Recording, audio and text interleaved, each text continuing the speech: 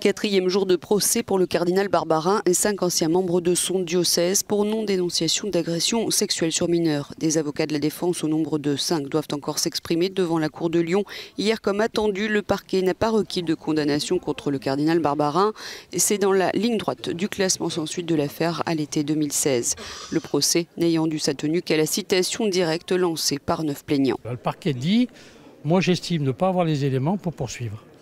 Parce que prescription, défaut d'intention, blablabla. Bon, pas de problème.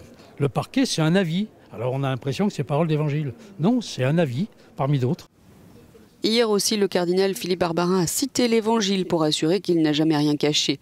Mais les parties civiles, convaincus qu'il ment sur son rôle dans l'affaire, l'ont accablé.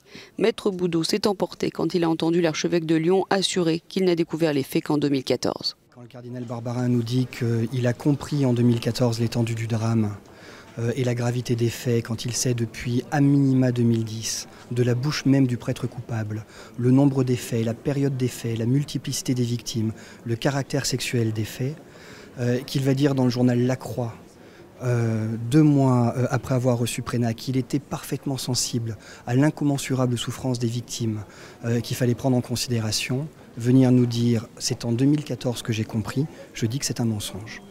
Mais pour l'avocat de Philippe Barbarin, le cardinal n'a rien couvert et il a même encouragé la justice. Maître Luciani espère que ce procès sera celui de la réhabilitation médiatique du cardinal. On l'a dépeint comme quelqu'un qui aurait couvert un prêtre pédophile.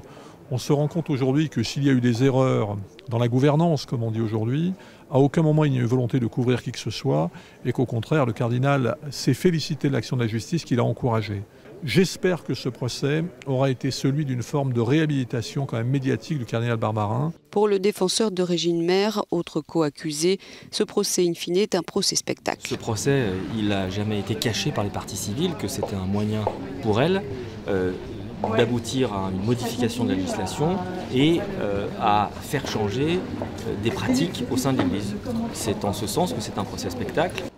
Le jugement sera rendu ultérieurement après cette dernière journée de procès. Quelle qu'en soit l'issue, il restera le premier face-à-face en France entre des victimes d'un prêtre pédophile et l'Église en tant qu'institution.